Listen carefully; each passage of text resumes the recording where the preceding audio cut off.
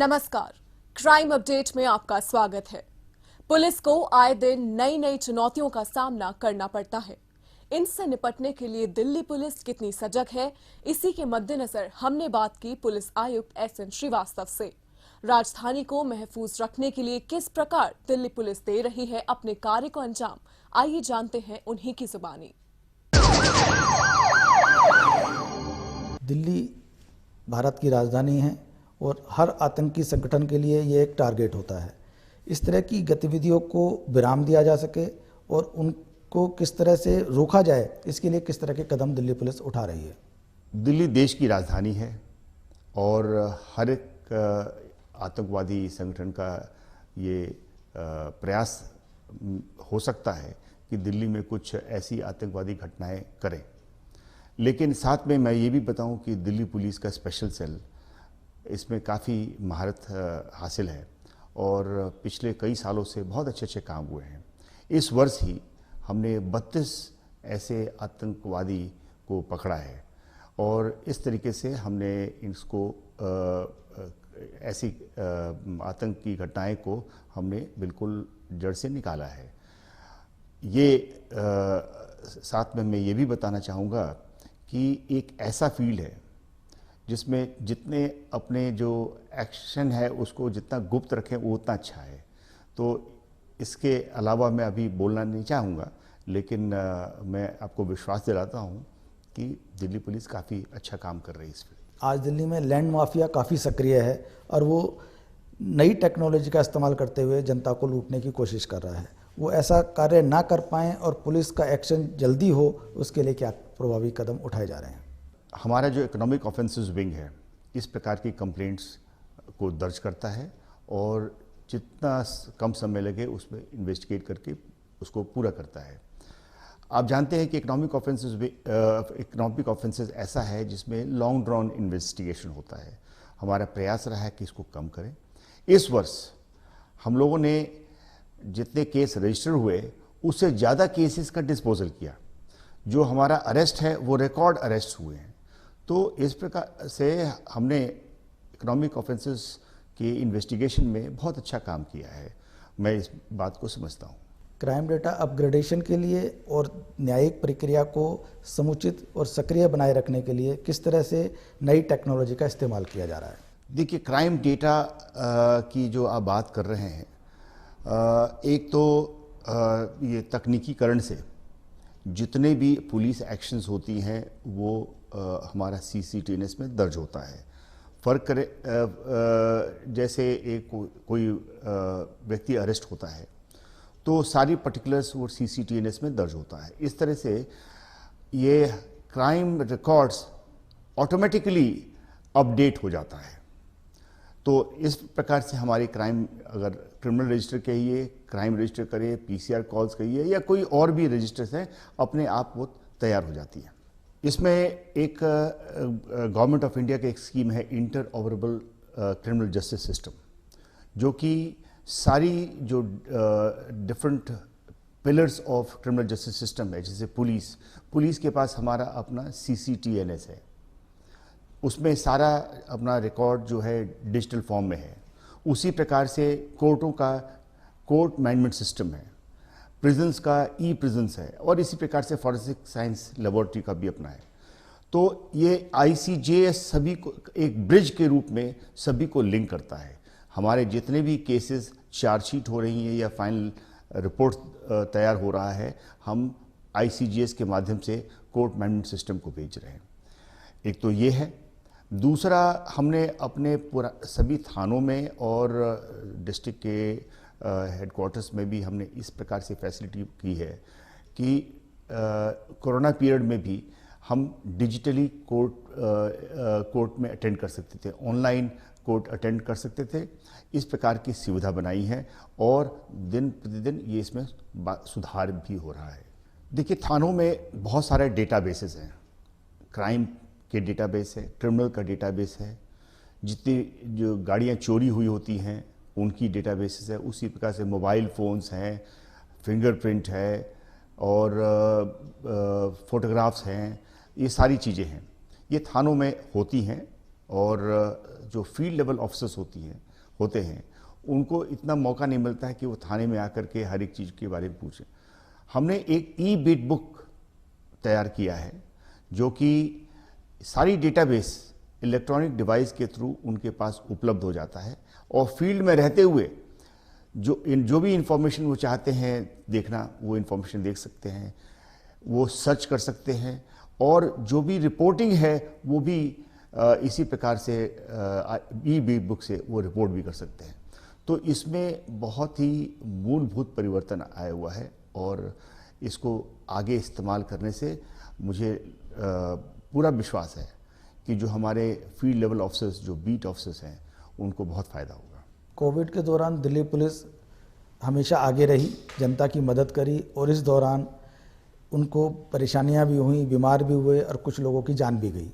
इन सब में सामंजस्य बनाना और जो पुलिस बल है उसको मोटिवेट करना, उनको सहायता करना, ये दिल्ली पुलिस का अपना काम रहा है। तो उसको किस तरह से इन्होंने आगे बढ़ाया है?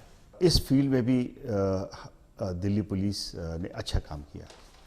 आपने कहा कि दिल्ली पुलिस कर्मियों ने कोविड के दौरान अच्छे काम किए, साथ में उनका मनोबल भी बढ़ा रहे और कभी कम ना हो, इसमें हम लोगों ने अच्छा काम किया। एक तो सभी पुलिस कर्मियों से सीधा संवाद था, उनको अपने लीडरशिप पे पूर्ण विश्वास था कि वे उनको ध्यान दे रहे हैं। उनके इम्यूनिटी बिल्डिंग के लिए हमने कई सारे स्कीम्स चालू किए।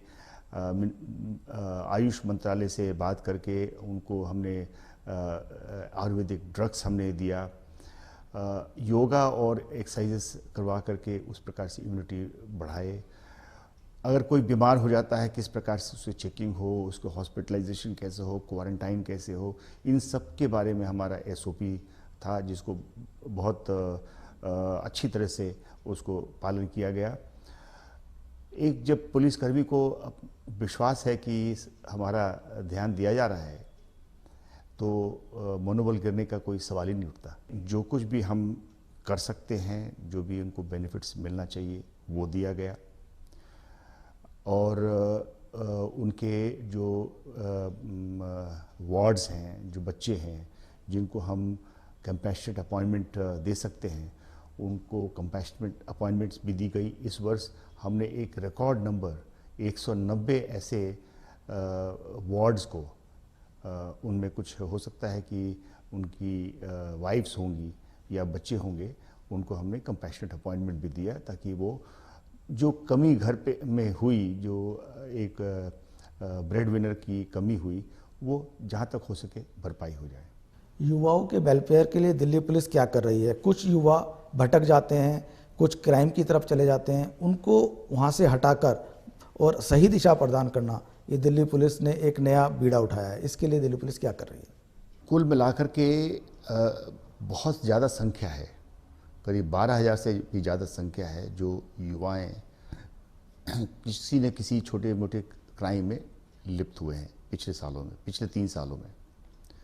तो ज़रूरी है कि ऐसे युवा वर्ग को ओरिएंटेशन दे करके उनको मेन स्ट्रीम में वापस लाया जाए, उनको किसी स्किल ट्रेनिंग दे करके और इनको कोई ऐसे जो इसमें गेनफुल एम्प्लॉयमेंट दी जा सके ताकि वो क्राइम का रास्ता छोड़ करके और मेन स्ट्रीम में रहें। तो इस प्रकार की बहुत सारे प्रोग्राम्स हर एक डिस्ट्रिक्ट क्षेत्र में हम मेरी तरफ से अफसरों को इनकरेज की जाती है कि आप करें। और इसमें बहुत सारे स्टेक होल्डर्स हैं, कुछ ट्रेनिंग देने वाले, ओरिएंटेशन देने वाले भी हैं, कुछ जॉब्स देने वाले भी हैं, उनको शामिल करके हम इस प्रकार की प्रोग्राम्स कर रहे हैं। जनता और पुलिस के बीच में एक अच्छा व्यवहार बने, एक जो दूरी है वो कम हो और उनको पुलिस से जोड़ा जा सके, इसके लिए दिल्ली पुलिस क्या कर रही है? दिल्ली के जनता से मैं सबसे सर्वप्रथम मैं उनसे आग्रह ये करूँगा कि अपनी पुलिस फोर्स को पे हमेशा विश्वास करें और हमें बढ़ावा दें ताकि हम उनको सुरक्षित वातावरण प्रोवाइड कर सकें और जितना हो सके हम उनके लिए हम काम कर सकें। और अपने वो सुझावों के साथ सुझाव हमें दें, साथ में जो कुछ भी वो देखते हैं उनके लिए खतरा बन सकता है, उसके बारे में हमें जो निकटतम पुलिस कर्मी है उससे शेयर करें। मैं उनसे यही उम्मीद करता हूँ। ठहरिए, किसी भी लावारिस वस्तु या वाहन को हाथ न लगाएं। ये बम भी हो सकता है। यदि आप ऐसी किसी भी संदिग्ध गतिविधि को देखते हैं तो तुरंत 100 नंबर पर या नजदीकी पीसीआर या थाने में इसकी सूचना दें। आपकी जरा सी सावधानी किसी भी बड़े संभावित हादसे को रोकने में मददगार साबित हो सकती है। पुलिस की पैनी निगाहें देशद्रोहियों की गतिविधियों पे लगी हैं। आप भी पुलिस का सहयोग करें। याद रखिए, किसी भी लावारिस वस्तु को न छुएं। अपना मकान किसी अनजान व्यक्ति को किराए पर न दें। अपनी कार, स्कूटर या मोटरसाइकिल बेचने से पहले खरीदार की पहचान कर लें। मेलों और त्योहारों के दौरान अपने बच्चों का ध्यान रखें और भीड़ वाली जगहों पर जाने से बचें। अपने बच्चों को किसी भी लावारिस वस्तु को न छूने दें और औरों को भी इसके प्रति जागरूक करें। ध्यान रखें, किसी भी संदिग्ध व्यक्ति, वस्तु या वाहन को देखते ही फौरन 100 नंबर पर फोन करें या नजदीकी पीसीआर वैन या पुलिस स्टेशन पर इसकी जानकारी दें। या 1090 पर सूचित कर हमारी आंख और कान बने। आपकी पहचान को गुप्त रखा जाएगा। सावधान रहें, चौकस रहें, सुरक्षित रहें।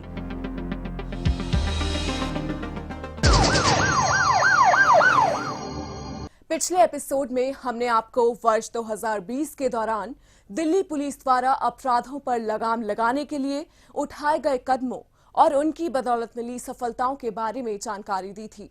आज हम आपको वर्ष 2020 में कम्युनिटी पुलिसिंग के तहत महिलाओं, बच्चों की सुरक्षा के साथ साथ नागरिकों के कल्याण के लिए चलाए गए कार्यक्रमों के बारे में जानकारी देंगे। तो देखते रहिए इस पर हमारी विशेष रिपोर्ट। महिलाओं के लिए आवश्यक सुरक्षा व्यवस्था मुहैया कराने के प्रयासों के तहत दिल्ली पुलिस समय समय पर राजधानी में महिलाओं के लिए सेल्फ डिफेंस ट्रेनिंग कार्यक्रमों का आयोजन करती रहती है। दैनिक जीवन में होने वाली किसी भी अप्रिय घटना से निपटने के लिए छात्राओं को आत्मरक्षा के गुर सिखाए जाते हैं। पुलिस द्वारा आयोजित सेल्फ डिफेंस ट्रेनिंग प्रोग्राम लड़कियों को मानसिक और शारीरिक तौर पर सबल बनाने के साथ साथ उन्हें जागरूक करने के काम को भी बखूबी अंजाम दे रहा है। सशक्ति योजना के अंतर्गत 69,953 लड़कियों और महिलाओं को वर्ष 2020 के दौरान आयोजित 481 कार्यक्रमों में आत्मरक्षा प्रशिक्षण दिया गया। दिल्ली पुलिस ने वर्ष 2002 से इस योजना के तहत आयोजित 7,313 कार्यशालाओं में अब तक 13 लाख युवतियों को प्रशिक्षित कर लिम्का बुक ऑफ रिकॉर्ड्स में प्रवेश किया है। इसके अलावा महिलाओं की सुरक्षा के लिए हिम्मत प्लस ऐप को और ज्यादा लोकप्रिय बनाने के प्रयास किए गए। पुलिस द्वारा चलाया जा रहा हिम्मत प्लस ऐप महिलाओं के लिए काफी सहायक सिद्ध हो रहा है। महिलाएं किसी भी अनहोनी की स्थिति में इस ऐप का इस्तेमाल कर पुलिस की तुरंत मदद ले सकती हैं। सुरक्षा की दृष्टि से यह ऐप अब और भी ज्यादा प्रभावी बन गया है। इससे अब तक 246 महिलाएं लाभान्वित हो चुकी हैं। कामकाजी महिलाएं, स्कूल या कॉलेज की लड़कियां जब संकट में होती हैं, स्टॉकिंग हेल्पलाइन यानी 1091 डायल करके मदद ले सकती हैं। यही नहीं, खोए हुए बच्चों को ढूंढने और उन्हें अपने परिवार से मिलाने के लिए भी दिल्ली पुलिस द्वारा मिलाप नाम से विशेष अभियान चलाया जा रहा है। इस अभियान के तहत बाल गृहों में रह रहे बच्चों के रिकॉर्ड्स का मिलान विभिन्न पुलिस थानों में दर्ज खोए या गुमशुदा बच्चों के रिकॉर्ड्स के साथ किया जाता है। इसके लिए क्राइम ब्रांच की विशेष टीमों का गठन किया गया है। इसके अलावा दिल्ली पुलिस द्वारा बच्चों के लिए पहचान स्कीम भी चलाई जा रही है। अक्सर देखने में आता है कि स्लम एरिया और रीसेटलमेंट कॉलोनियों में रहने वाले परिवार अपने गुमशुदा बच्चों की फोटो नहीं होने और पूर्ण जानकारी के अभाव में पुलिस को सहयोग नहीं कर पाते, जिससे पुलिस को गुमशुदा बच्चों को ढूंढने में कई दिक्कतों का सामना करना पड़ता है। इन्हीं सब चुनौतियों से निपटने के लिए पुलिस द्वारा पहचान नामक कार्यक्रम के तहत बच्चों की फोटो खींचकर उन्हें कंप्यूटरीकृत पहचान पत्र दिया जा रहा है। साथ ही उनके माता पिता या परिवार के अन्य सदस्यों के साथ फोटो खींचकर और उसकी एक सीडी बनाकर भी परिवार वालों को दी जाती है। जिससे इस सीडी और पहचान पत्र का उपयोग आवश्यकता पड़ने पर या किसी अप्रिय वारदात के समय मददगार साबित हो सके।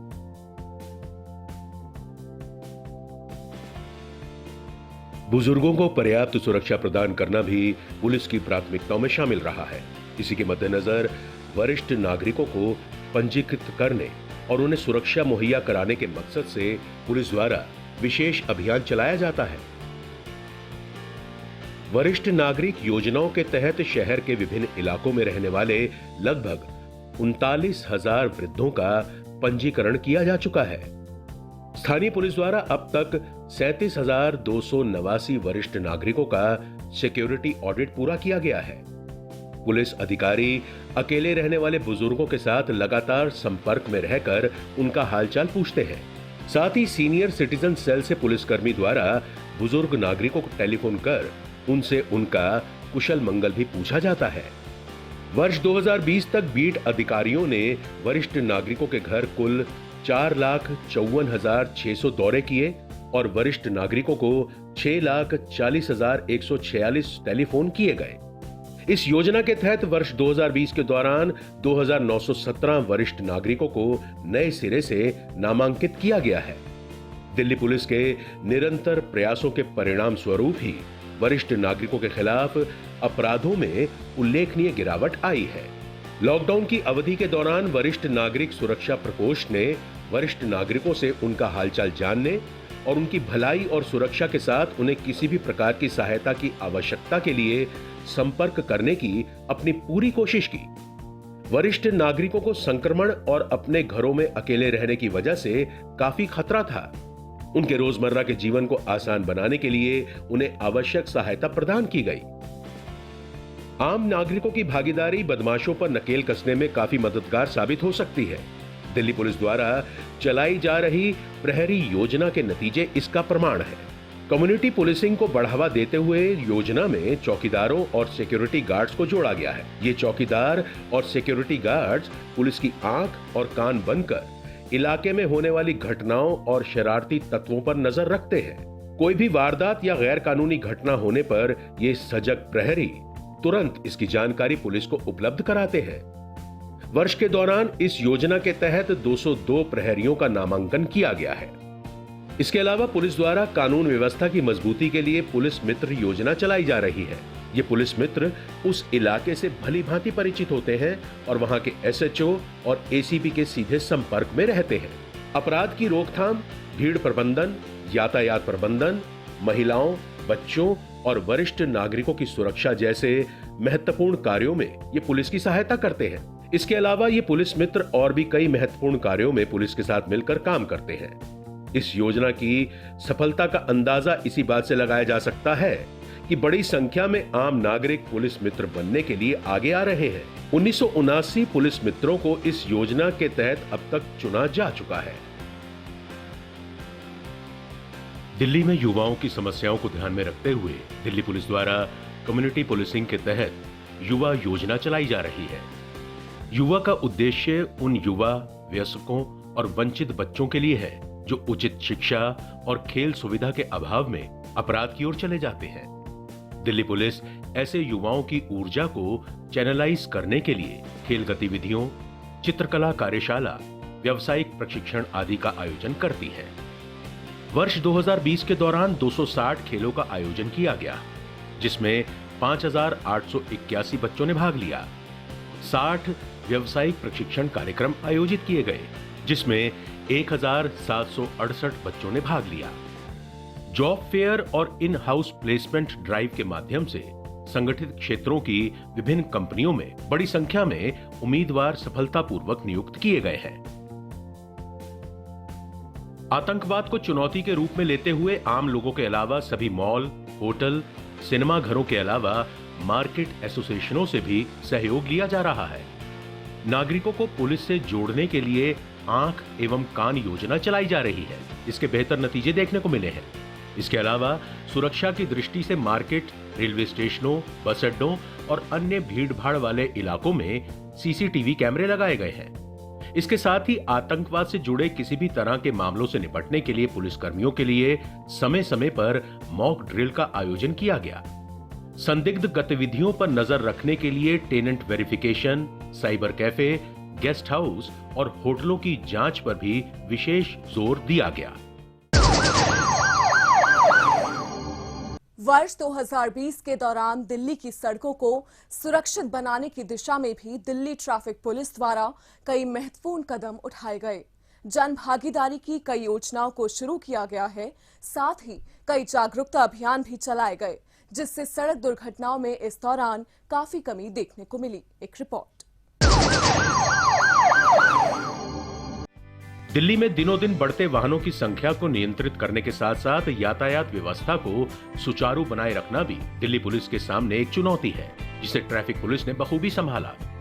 इस वर्ष सड़कों पर होने वाली गंभीर दुर्घटनाओं और उनमें होने वाली मौतों की संख्या में कमी आई है। दिल्ली पुलिस ने यातायात प्रहरी योजना शुरू की है, जो एक जन भागीदारी योजना है। ये नागरिकों को दिल्ली की सड़कों पर उनके द्वारा देखे गए यातायात उल्लंघन की रिपोर्ट ट्रैफिक पुलिस में दर्ज करवाने की सुविधा देती है, जिस पर ट्रैफिक पुलिस द्वारा कार्रवाई तुरंत की जाती है। ये योजना संबंधित नागरिकों को दिल्ली की सड़कों पर यातायात अनुशासन की आदत विकसित करने में मदद करती है।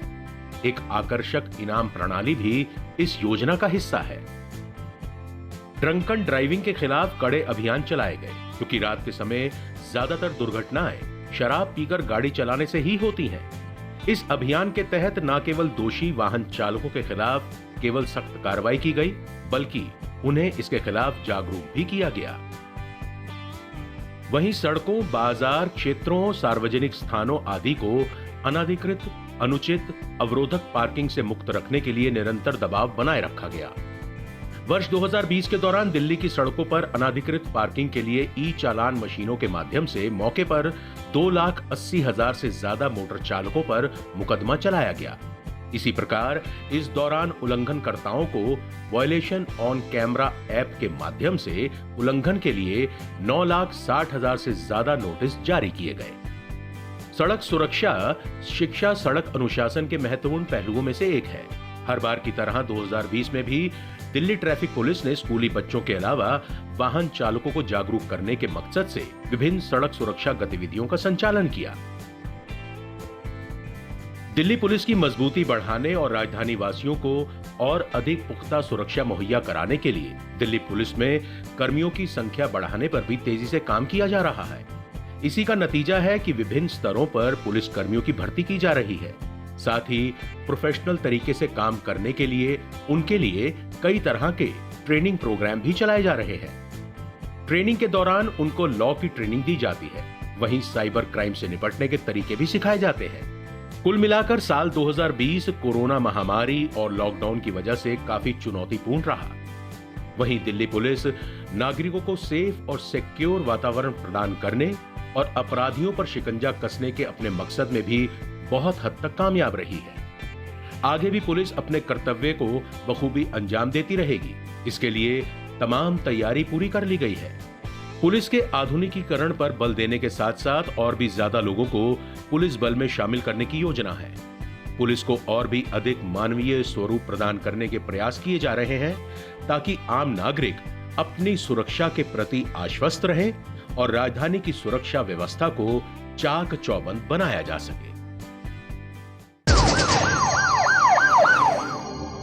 अपराधियों को पकड़ने में जनता भी अपना सहयोग दे सकती है। अगर आप भी किसी अपराधी या अपराध से संबंधित कोई जानकारी रखते हैं तो फौरन ये जानकारी पुलिस को दें। आपकी पहचान को गुप्त रखा जाएगा।